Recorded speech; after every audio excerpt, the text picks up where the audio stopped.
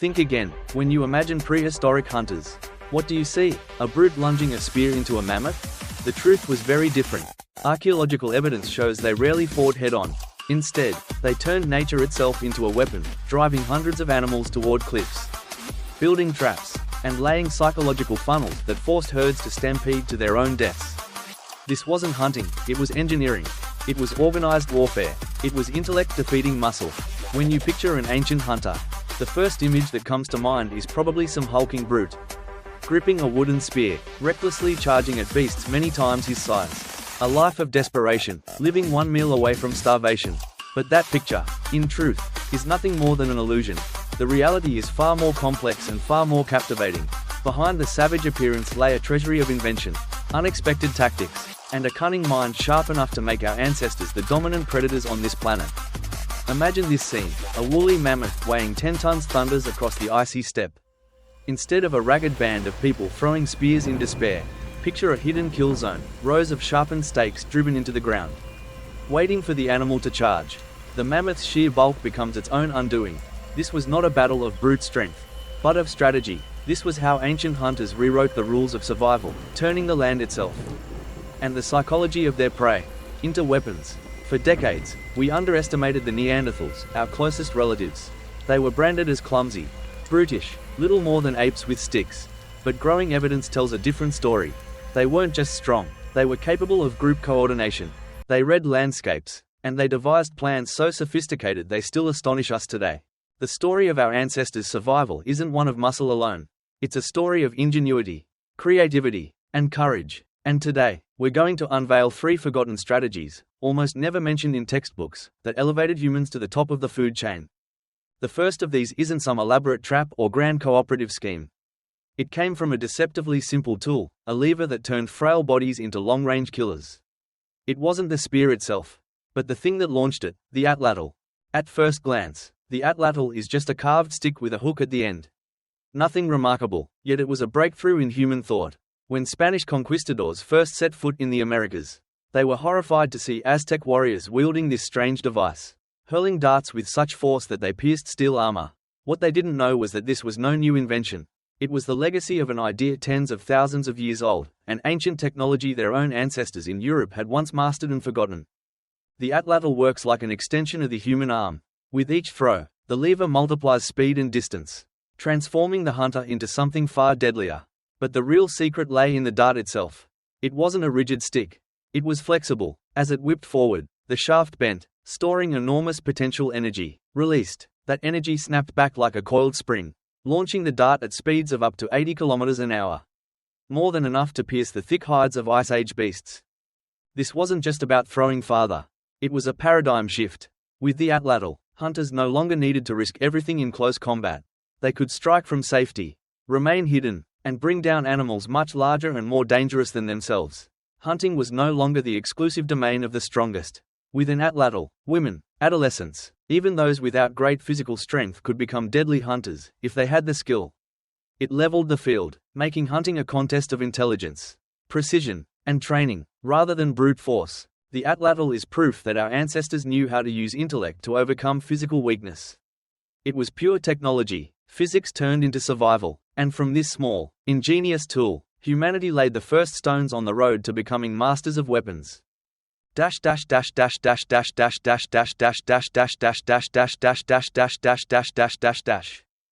the Atlatl in hand, humans had already changed their position in the food chain, but weapons were only part of the story.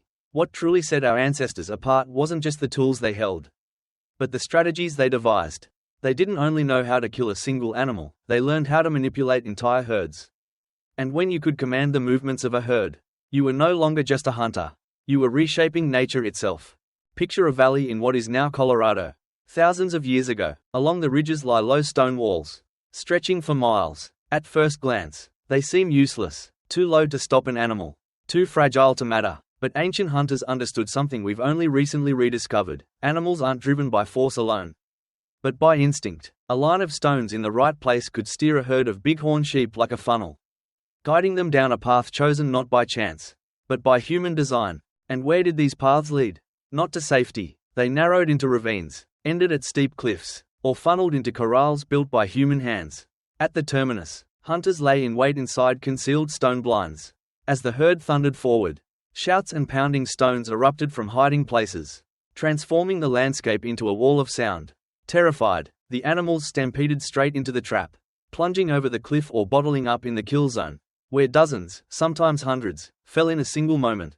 These were not chaotic pursuits. They were orchestrated campaigns. Preparing them could take weeks or even months, scouting terrain, building the drive lanes, assigning positions. It demanded geographical knowledge, an intimate understanding of herd psychology, and, above all, social cooperation. This was not the work of a lone predator. It was the effort of an entire community, functioning as one. And it wasn't just modern humans. Archaeological evidence suggests that tens of thousands of years earlier, Neanderthals used similar methods. Fossil sites in Europe reveal mass kills of reindeer and horses, driven into natural traps. We may never know the scale of their constructions, but the idea is clear. They too understood that landscapes could be turned into weapons. Think about it for a moment. A lion, no matter how powerful, can only bring down one prey at a time.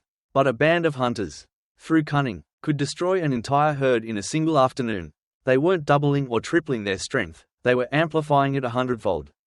Imagine the scene, a valley thundering with the stampede of reindeer. Dust clouds rising like smoke, the sound of hooves reverberating off the cliffs.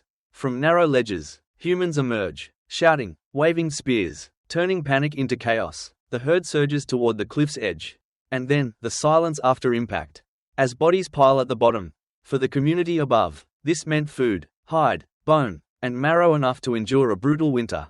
These hunts proved something profound. Our ancestors were not merely predators. They were engineers. They built traps not from rope or snares, but from entire valleys and ridges. They didn't just fight against nature, they bent it, reshaped it, made it their ally. And in doing so, they crossed a threshold. Survival was no longer the triumph of one individual's strength. It was the triumph of collective intelligence. The ability to discuss, to plan, to assign roles, and to act in unison turned hunting into a communal art. And that art of cooperation, thousands of years later, would become the foundation of language, of society, and of civilization itself.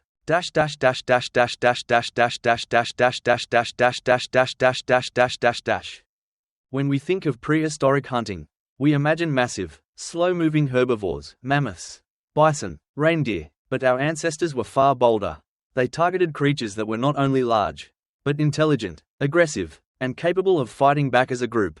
And few examples are more striking than the giant baboon, Erectus oswaldi, more than 500,000 years ago.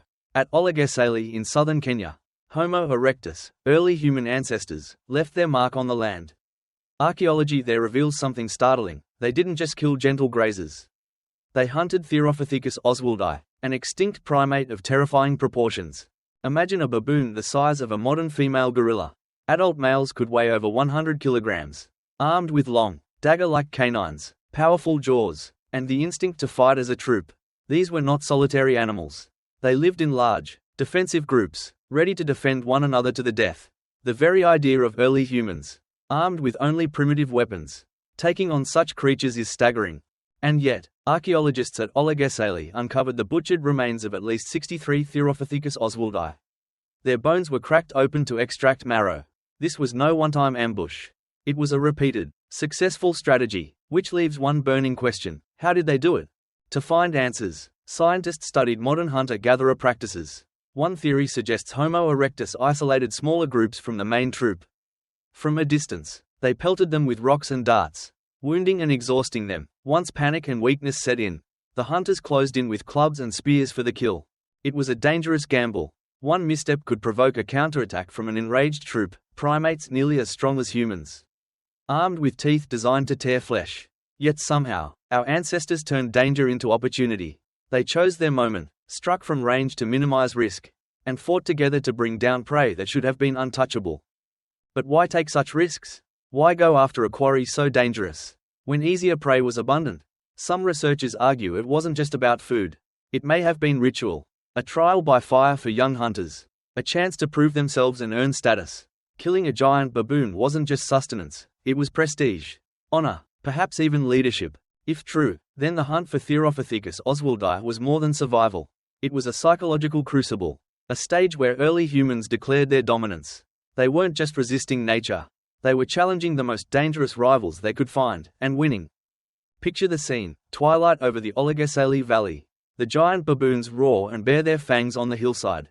Below, shadows of humans emerge, hurling rocks, shouting to split the troop. The air fills with a chorus of screams and chest-thumping bellows.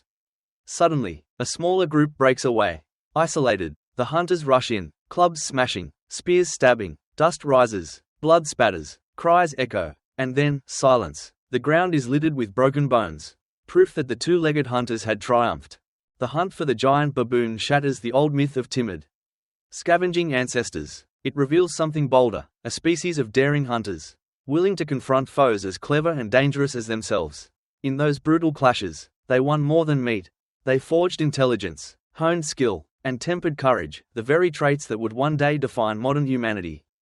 Looking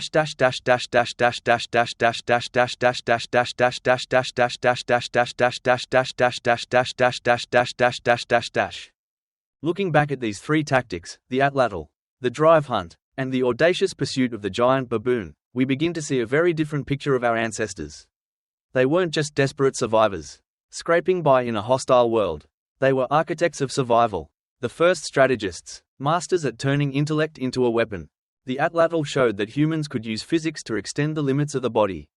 The drive hunt proved they could read the land and manipulate the instincts of entire herds. And the confrontation with Theropithecus oswaldi revealed that courage, paired with strategy, could turn danger into triumph. These weren't just stories of meals won. They were evidence that intelligence and cooperation are written into the DNA of humanity itself. Compare that with the great predators of nature: lions, tigers, wolves. They are powerful, ferocious, but bound by instinct. Humans were different. We had no claws, no fangs, no massive strength, but we had imagination. We had the ability to plan together. We learned to turn a crude spear into a weapon that could pierce the thickest hide. To turn an entire valley into a trap. To transform a battle that looked suicidal into a victory that brought food, prestige, and power. This was the true foundation of dominance. Hunting was the first laboratory where the human brain was forged. Every successful kill brought more than meat, hide, bone, and marrow. It carried lessons about organization, about coordination, about predicting behavior. It taught that the greatest triumphs didn't come from lone heroes, but from the strength of the community. And from those hunts, the seeds of language, culture, and civilization were planted. Today, when we look back, it's easy to forget that those wild, dangerous moments shaped who we are. We imagine our ancestors as lucky survivors. But in truth, they were intellectual warriors, creative, brave, and above all, cooperative. They didn't just survive in a dangerous world. They mastered it. And the lesson? Humanity was never simply the victim of nature. From the very beginning, we learned to turn weakness into strength, disadvantage into advantage, and the mind into the sharpest weapon on earth. That is why, while so many giants of the past have vanished, we remain, to tell their story. So which of these three tactics impresses you most? The Atlatl, that tiny tool that reshaped the battlefield? The drive hunt, where the landscape itself became a weapon? Or the daring clashes with giant baboons, proof of fearlessness and resolve? Share your thoughts in the comments. And if you want to keep uncovering the hidden chapters of how humans evolved, survived, and rose to rule this planet, hit subscribe and stay with us on this journey. Because this is only the beginning. What lies ahead, from the brutal Ice Age to the dawn of the first civilizations, holds mysteries still waiting to be revealed. The story of ancient hunters is only just beginning. If you want to uncover more forgotten survival tactics, hit subscribe and stay with us. Because in the next episodes, we'll step into the Ice Age, where even greater secrets are waiting.